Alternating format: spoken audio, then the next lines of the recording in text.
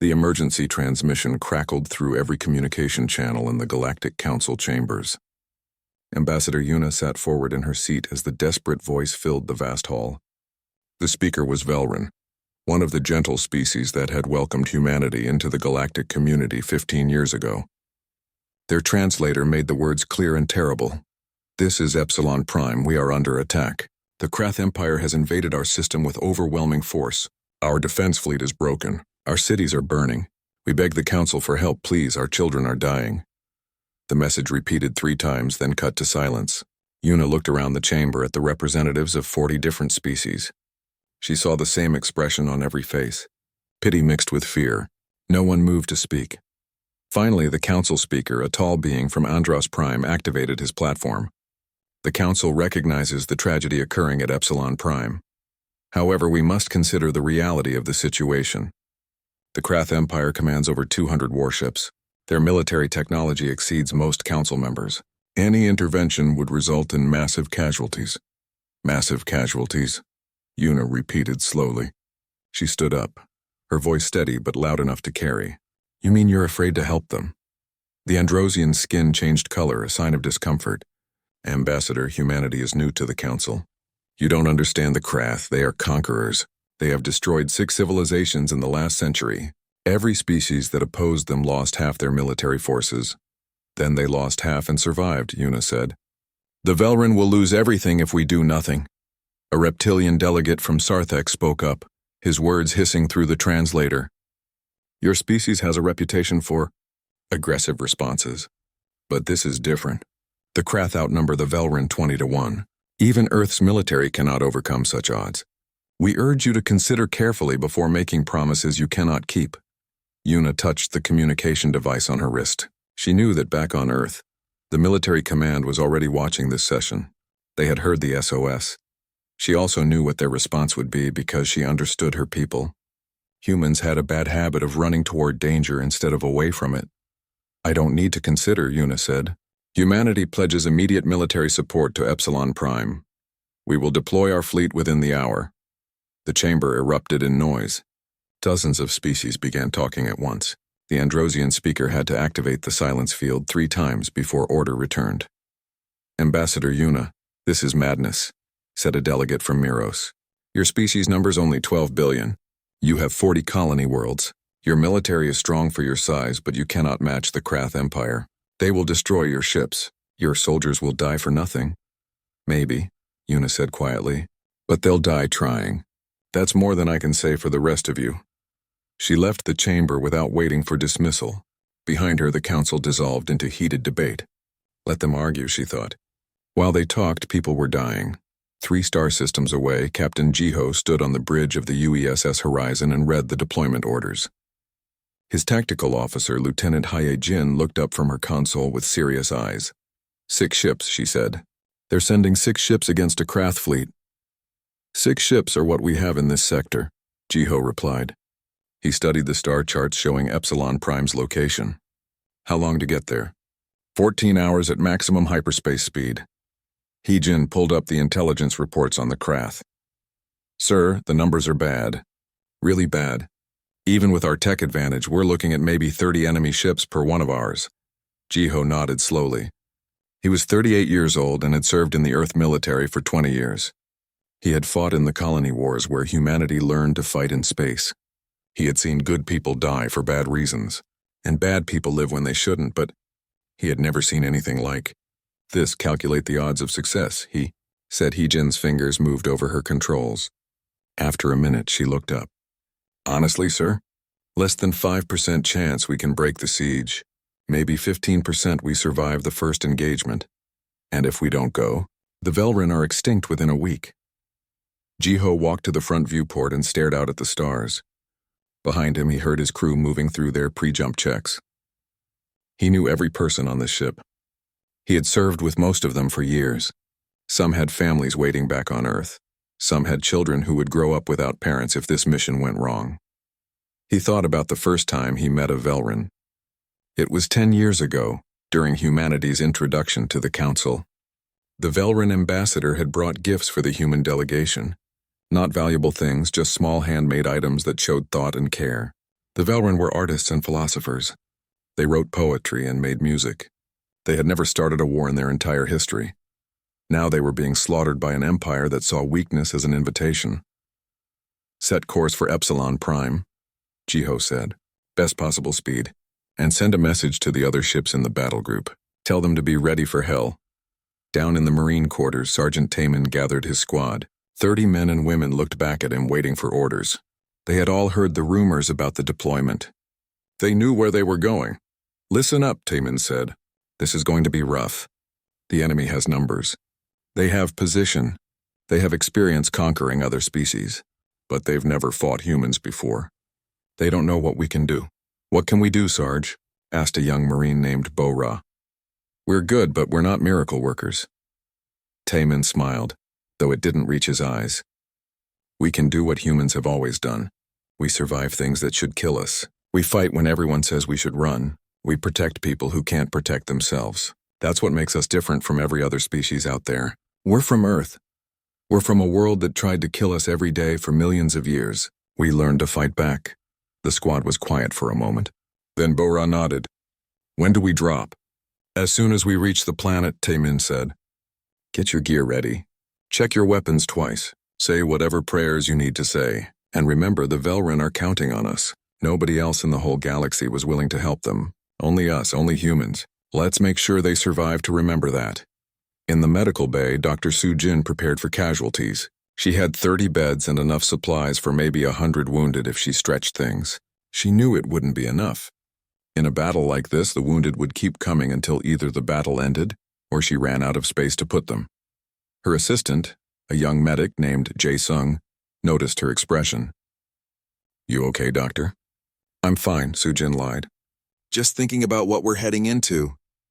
Do you think we can win? Su-Jin looked at the young man. He was 22 years old, fresh out of medical training. This would be his first real combat situation. I think we can make a difference, she said carefully. That's all anyone can do. The Horizon jumped to hyperspace, followed by 5 other ships. Behind them, Earth's military command began mobilizing additional forces. Ahead of them, the Velrin died by the thousands while the Krath fleet tightened its grip on Epsilon Prime. In the council chambers, Yuna sat alone and watched the tracking data on her personal display. 6 small dots moving through hyperspace toward a system full of enemies. 6 ships carrying fewer than 3,000 humans total, going to fight an empire. The other delegates had called it suicide. They had called it foolish. They had called it a waste of life. Yuna called it the only right thing to do. She hoped she was right. She hoped her people would survive. But even if they didn't, even if every single human died at Epsilon Prime, at least the Velrin would know that someone had answered their call. Someone had cared enough to try. Sometimes that had to be enough. The Horizon dropped out of hyperspace and immediately everything went wrong. Alarms screamed across the bridge as enemy weapons locked onto the human ships. Jiho gripped his command chair as the first wave of plasma fire streaked toward them. Evasive maneuvers, he ordered. All ships, break formation and engage at will. Through the viewport, Epsilon Prime hung in space like a wounded animal.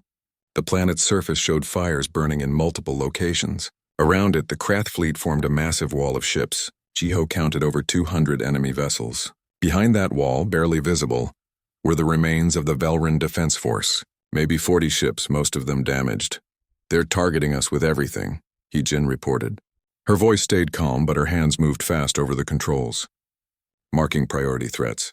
Sir, they have 16 dreadnoughts in the front line. Our weapons can hurt them, but it'll take time we don't have. A plasma bolt struck the Horizon shields. The ship shook hard enough to throw crew members against their stations. Jiho watched the shield strength drop by 30% from that single hit. Return fire, he said. Target their sensor arrays first. Blind them before we try to kill them. The Horizon's railguns opened up, sending solid metal projectiles at incredible speed toward the nearest Krath dreadnought. The rounds punched through the enemy's shields and tore into their sensor dome. Sparks and debris exploded into space. Got them, Jin said with satisfaction. They're flying blind now. Around them, the other 5 human ships had scattered across the battlefield. The UESS Defiant dove straight down relative to the planetary plane, drawing fire from a dozen enemy ships. The USS Vanguard flew in a corkscrew pattern that made targeting nearly impossible. The Krath had never seen anyone fight like this before. Most species flew in organized formations and traded fire at long range. Humans flew like they were insane. Maybe they were. Captain Mincio of the Defiant opened a channel. Horizon, we're drawing them away from the Velran ships. They're taking the bait. Confirmed, Jiho replied. All ships focus on disruption. We're not here to win the space battle. We're here to break their blockade long enough to get our people planetside.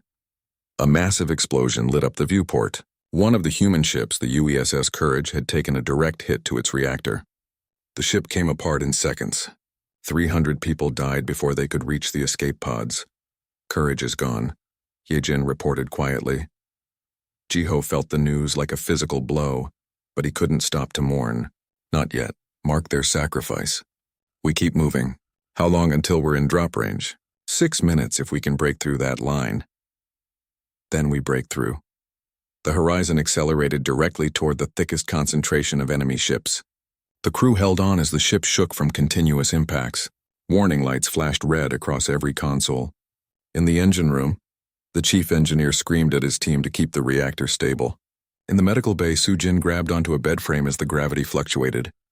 This is insane, Jae-sung said, trying to secure medical supplies that kept falling.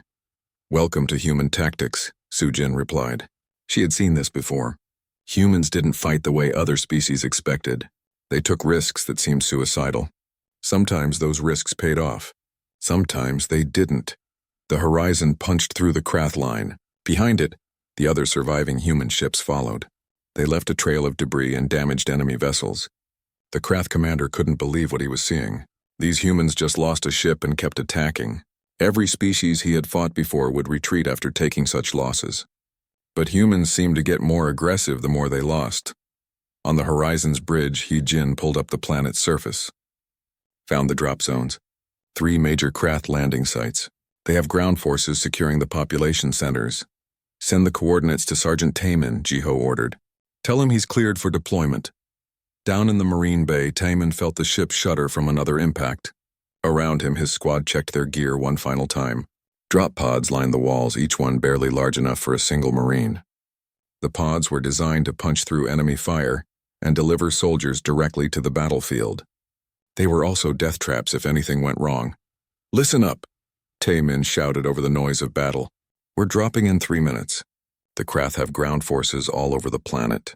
Our job is to disrupt their operations and link up with any surviving Velran forces. Remember your training. Watch each other's backs and stay alive. Bora checked her rifle for the 3rd time. How many Krath are down there? Intel says about 50,000 ground troops, Taemin replied. We're dropping with 500 Marines. Another Marine, an older veteran named Gildong, laughed without humor. 100 to 1 odds. Just another Tuesday, the launch alarm sounded. Taemin climbed into his drop pod and sealed the hatch. The small space closed around him like a coffin. He could hear his own breathing and the distant sound of weapons fire. Then the launch system activated and everything disappeared in a roar of acceleration. The pod fell through space, through the atmosphere, through a storm of anti-aircraft fire. Taemin's body felt like it weighed 1,000 pounds as the pod's gravity compensators struggled to keep up. He could see nothing, hear nothing except the screaming of air against metal. Then the pod hit the ground and the door blew open. Taemin rolled out into a war zone. Fires burned everywhere. Buildings lay in ruins.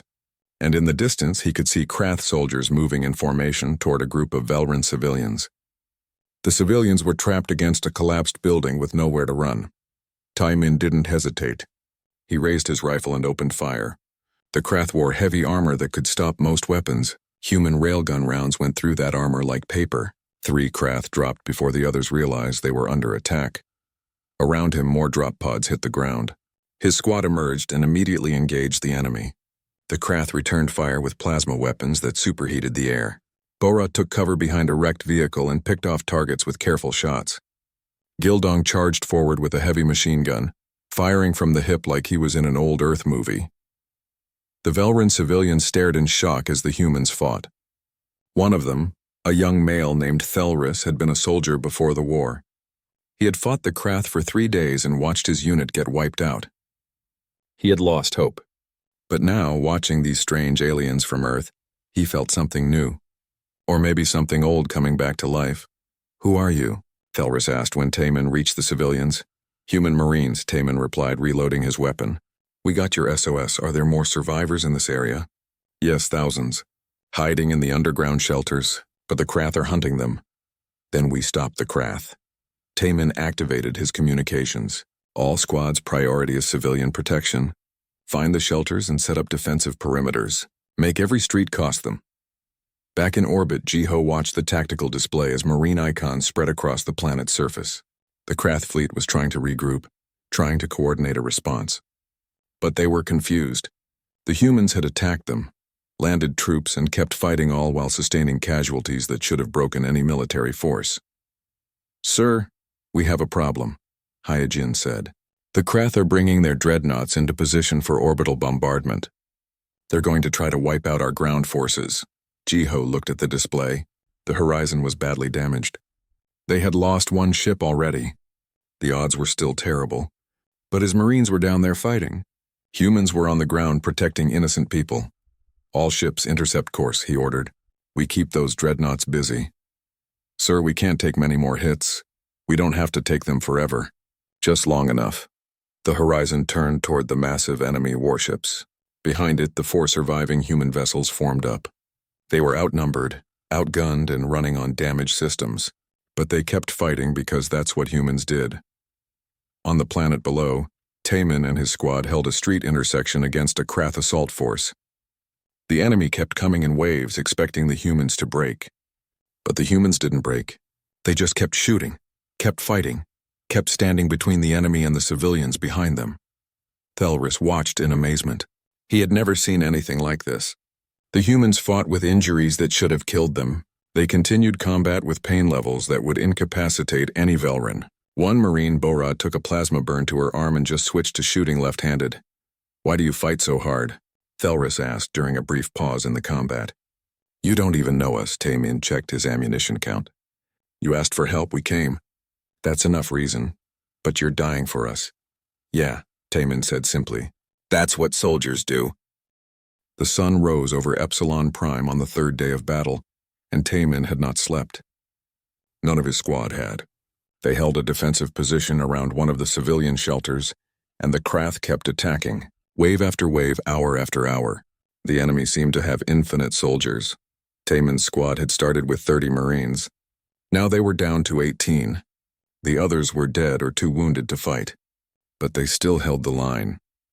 Borak crouched behind a piece of rubble, her left arm wrapped in bandages. The plasma burn from 2 days ago had gotten infected despite Sujin's medicine. She should have been in a hospital bed.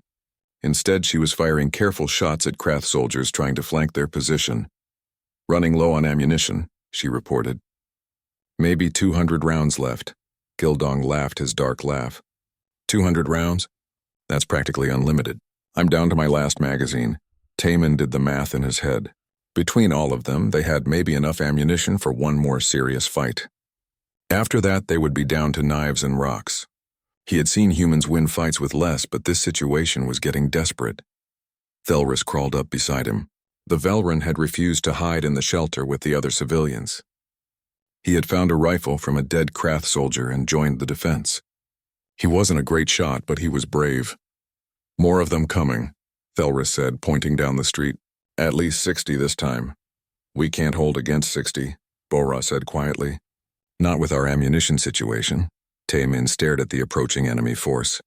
She was right. They couldn't hold, but they couldn't retreat either. Behind them were 3,000 Velran civilians packed into the shelter. If the Marines left, the Krath would massacre everyone inside. We hold, Taman said. That's the job. We're going to die, Gildong said. It wasn't a question. Probably. Taman checked his rifle one more time. But we'll die doing something that matters. Ready? The Krath assault force opened fire. Plasma bolts tore through the air, turning rubble into molten slag. The Marines returned fire with careful precision. Every shot had to count now. Bora dropped 3 enemies with 3 bullets. Gildong used his last magazine to suppress an entire squad. Taman felt a plasma bolt graze his shoulder, burning through his armor, but he kept shooting. Then Gildong's rifle clicked empty. He threw it aside and drew his combat knife. Well, this is going to get interesting. Before the Krath could overrun the position, a massive explosion rocked the street. Taman looked up and saw drop pods falling from the sky. Fresh reinforcements. 100 more Marines hit the ground and immediately engaged the enemy. The Krath force, caught between the original squad and the new arrivals, broke and retreated. A young corporal named Wan Shik ran up to Taman's position. "Sergeant, Captain Jiho sent us. He said you looked like you could use some help." Taman felt relief flood through him. "You have ammunition?" "Tons of it. And the captain says we found the Krath command center. It's in the capital city, about 20 kilometers from here. What's the plan?" Wan Shik's face became serious. "Small team. Fast insertion. Plant explosives and destroy their coordination systems. Captain says if we take out the command center, the Krath ground forces will lose organization. Sounds simple. What's the catch?" "It's a suicide mission. We'll never make it back out." The words hung in the air. Taman looked at Wan Shik and saw acceptance in the young man's eyes. He had volunteered knowing he would die. 6 other Marines stood behind him with the same expression. "You don't have to do this," Taman said. "Yes, we do," Wan Shik replied. "Those people in the shelter deserve to survive. All the Velrin on this planet deserve to survive. If 7 of us dying means thousands of them live, that's a good trade." Taman wanted to argue. He wanted to find another way, but he had been a soldier long enough to know that sometimes there was no other way. Sometimes sacrifice was the only answer. "Then make it count," Taman said. "Make them remember humanity."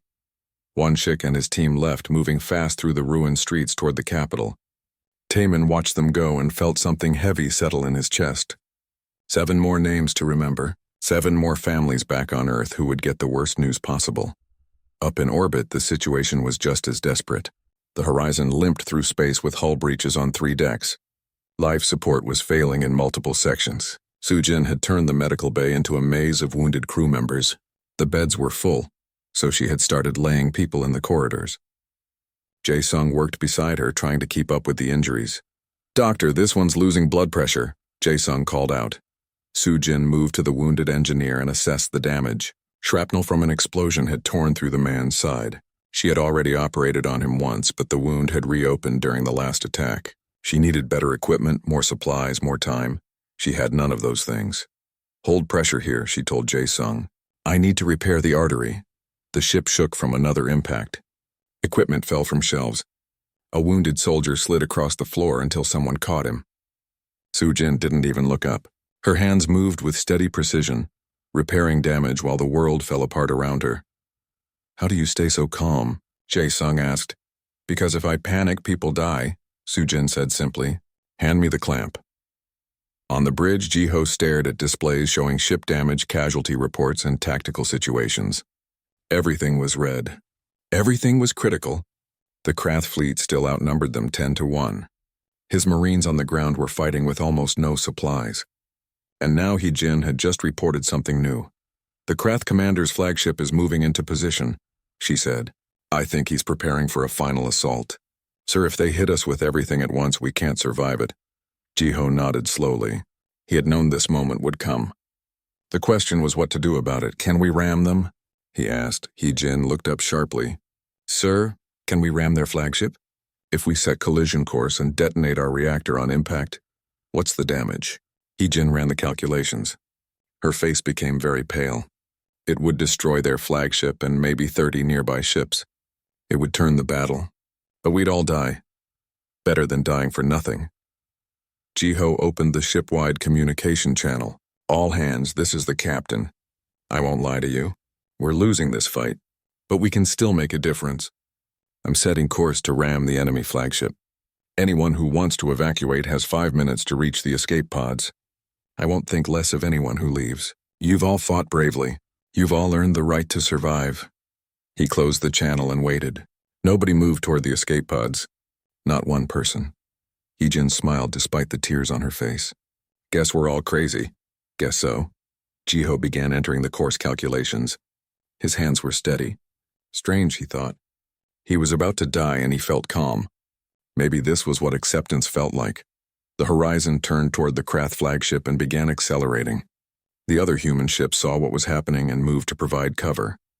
The enemy fleet concentrated all fire on the Horizon, trying to destroy it before it could complete its suicide run. Down on the planet, Wanshik and his team reached the Krath command center. They fought their way through guards, taking casualties at every step.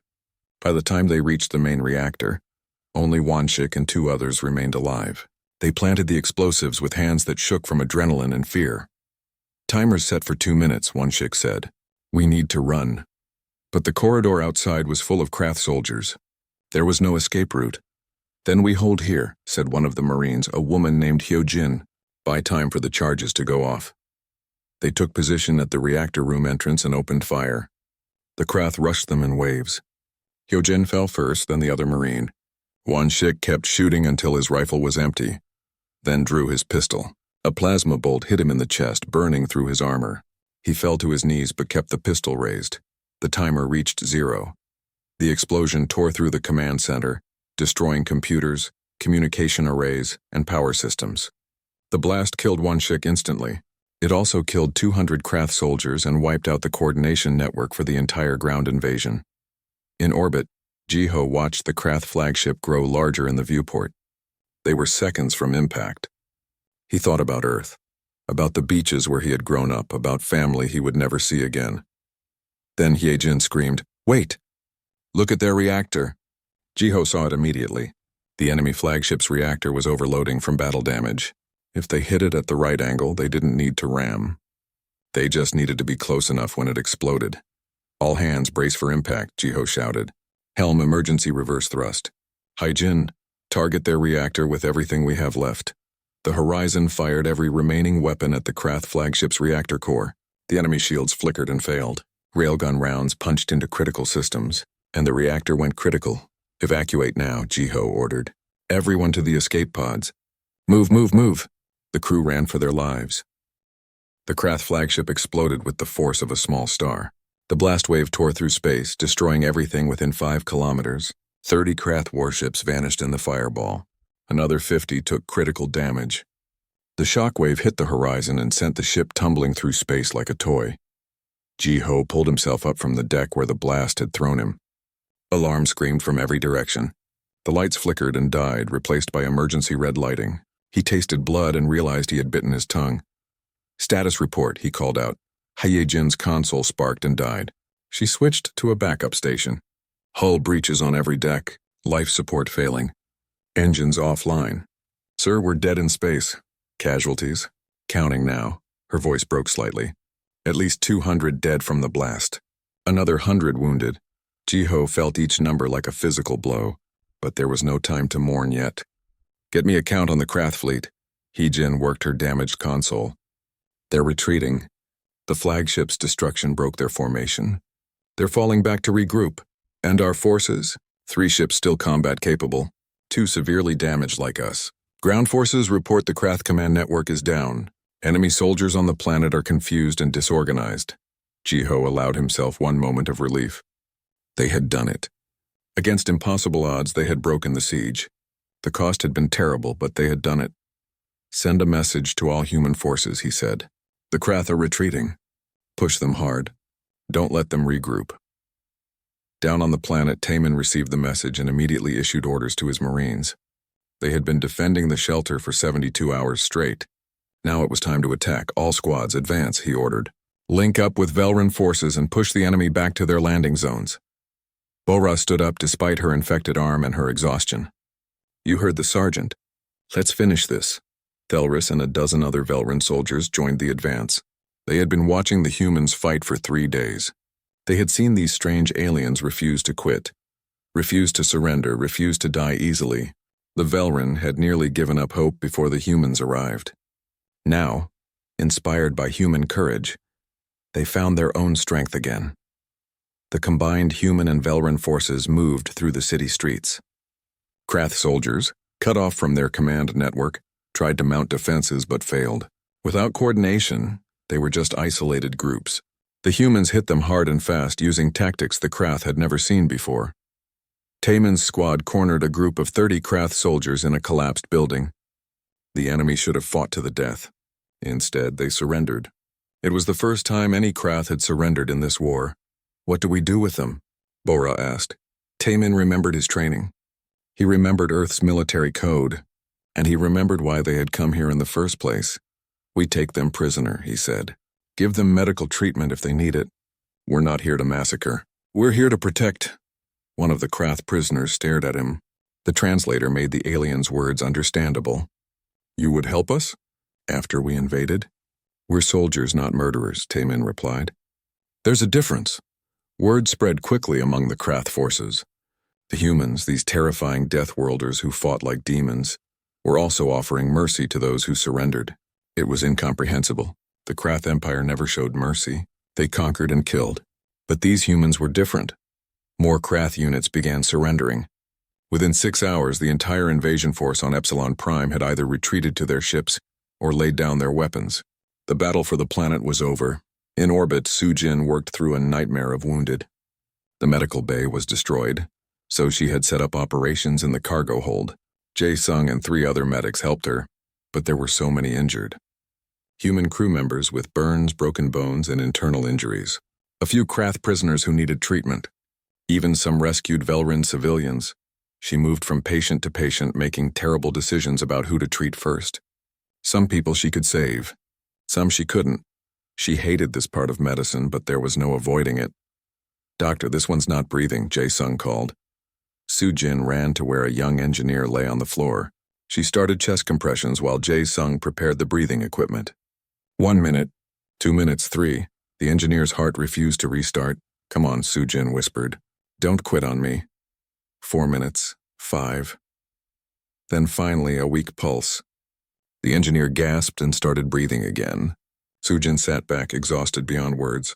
1 more saved. How many more to go? Across the system, the surviving human ships regrouped. The Defiant had taken massive damage but was still flying. The Vanguard had lost its main engines and was running on backups. The remaining 2 ships were in similar condition.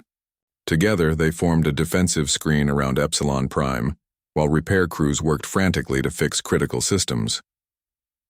In the council chambers back at the Galactic capital, Ambassador Yuna stood before the assembled delegates and presented her report.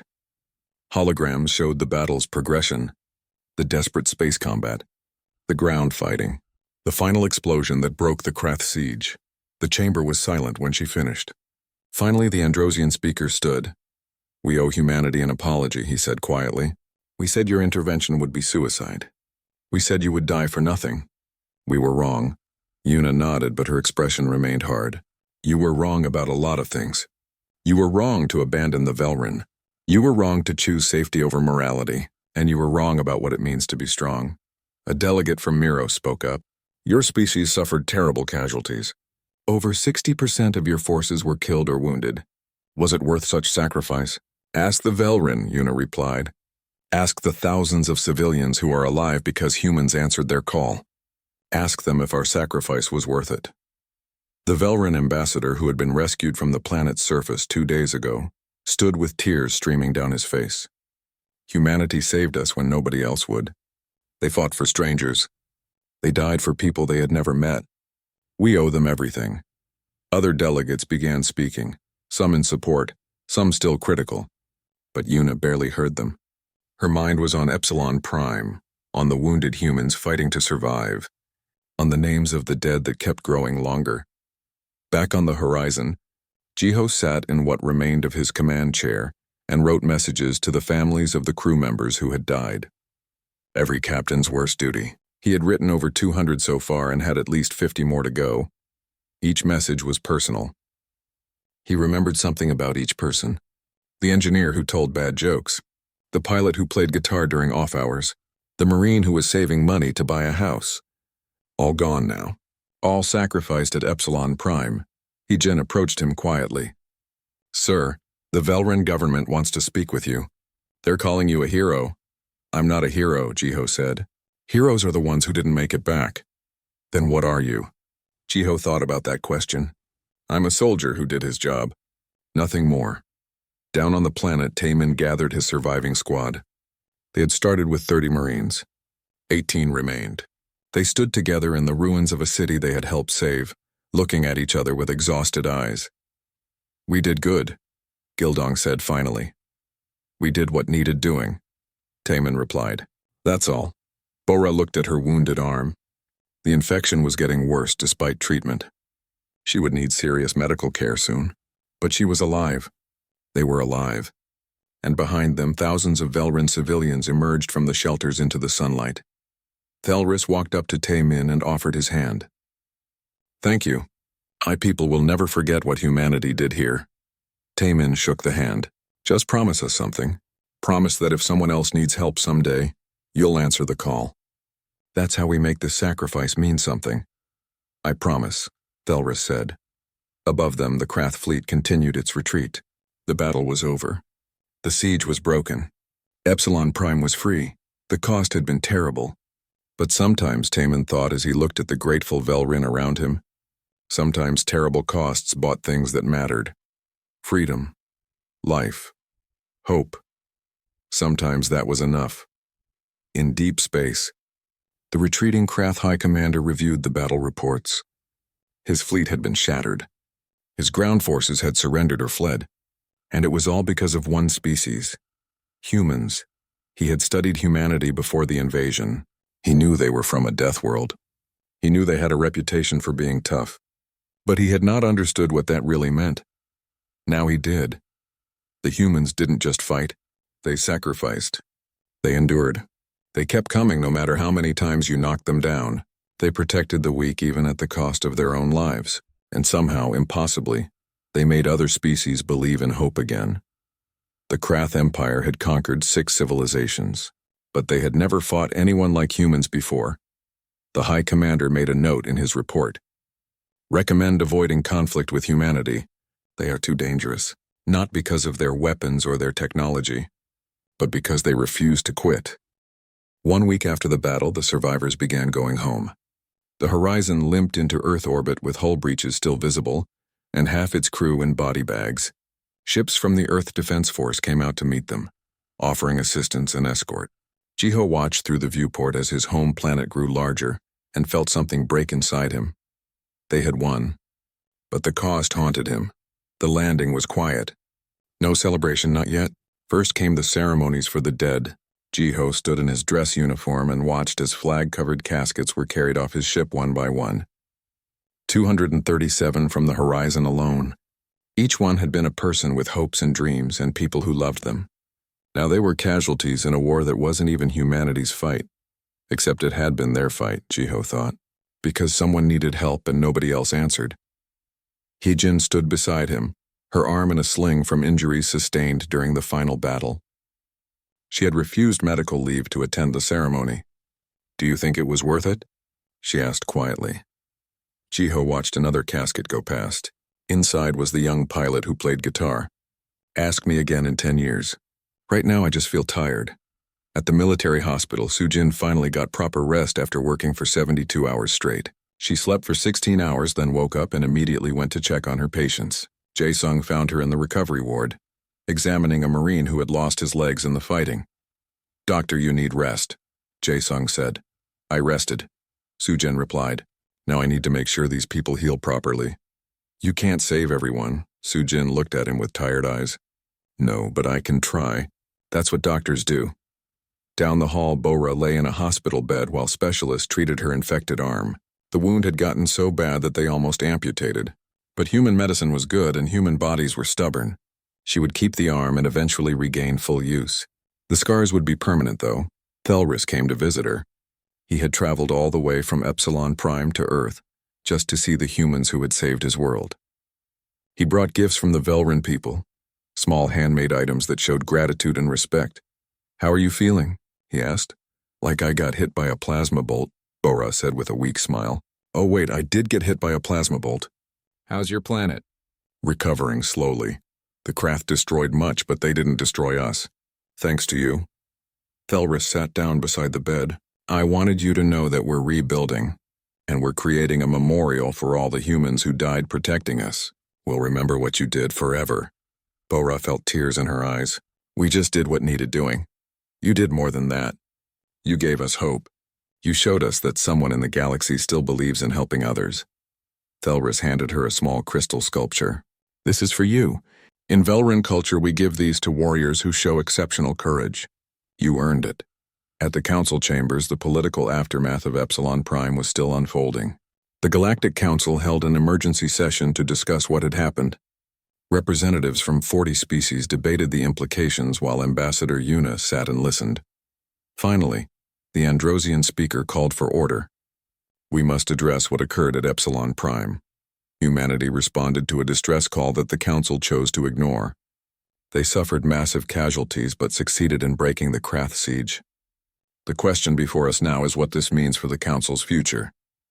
A delegate from Sarthex spoke up. Humanity has proven their military capability, but they also proved their recklessness. 60% casualties is unacceptable by any military standard. They won, but at what cost? Una stood up. Her voice was calm but hard. The cost was high, but the alternative was genocide. The Velran species would be extinct right now if we had followed the Council's decision to do nothing. Tell me, which is worse, high casualties or complete extinction? That's not a fair comparison, the Sarthex delegate argued. Isn't it? You all sat here and watched the Velran die. You offered sympathy and prayers, but no real help. You chose safety over morality. At least humans chose to act. The chamber erupted in arguments. Some delegates agreed with Una. Others defended the Council's original decision. The debate raged for hours until finally the Velran ambassador stood and asked for silence. I speak for my entire species, he said. His voice shook with emotion. Humanity saved us when nobody else would. They lost thousands of their own people to protect strangers. They showed us what true courage looks like. The Galactic Council failed us. But humanity did not. We owe them everything. The room fell quiet. Nobody could argue with that simple truth. After a long pause, the Androsian speaker made a proposal. Perhaps it's time for the Council to change. We have been too cautious, too focused on avoiding risk. The humans have shown us a different path. I propose we create a new rapid response force, designed to help species under attack. And I propose that humanity leads this force. The vote was close, but it passed. The Council established the Guardian Fleet, a military force dedicated to protecting vulnerable species. Jiho was promoted to admiral and given command. Heejin became his chief strategic officer. Taemin was put in charge of training the new marine forces that would include soldiers from multiple species. Back on Earth, the news of the victory finally hit the general population. People filled the streets in celebration. They honored the fallen and celebrated the living. But the celebrations felt bittersweet to those who had actually fought. Victory parades couldn't bring back the dead. Jiho stood at the memorial wall where they had inscribed the names of every human who died at Epsilon Prime. His finger traced the name of Wan Shik, the young corporal who had sacrificed himself to destroy the Krath Command Center. 22 years old, dead before his life really began. We'll remember you, Jiho said quietly. All of you? Una found him there an hour later. Admiral, she said, using his new rank. The Council wants to present you with the Star of Valor, highest honor they can give. I don't want medals, Jiho said. I want my crew back, I know. But the medals aren't really for you. They're for everyone else. They're a reminder of what happened here, a reminder that sometimes doing the right thing costs everything. Jiho turned to look at her. Was it worth it? All those deaths? Una was quiet for a long moment. 3 days ago I visited Epsilon Prime. I saw Velran children playing in the streets. I saw families rebuilding their homes. I saw a species that was hours from extinction now planning their future. So yes, Admiral, it was worth it. Not for us, maybe, but for them. 6 months later, the Guardian Fleet launched its first mission. A small species called the Dren were under attack by pirates. The fleet responded immediately. They saved the Dren with minimal casualties, using the tactics learned at Epsilon Prime. Word spread across the galaxy. There was now a force that would answer distress calls. A force that protected the weak. Humanity's reputation changed. They were no longer seen as reckless warmongers. They were seen as protectors. The species you called when everything else failed. The ones who answered when nobody else would. Taemin trained the new Guardian Marines, teaching them human tactics and human philosophy. One day, a young Velran soldier asked him a question. Why do humans fight so hard for others? Taemin thought about all the friends he had lost. He thought about Wan Shik and the others who had died in that command center. He thought about the thousands of Velran children who were alive because humans had answered their call. Because someone has to, he said finally. The galaxy is a big place and bad things happen.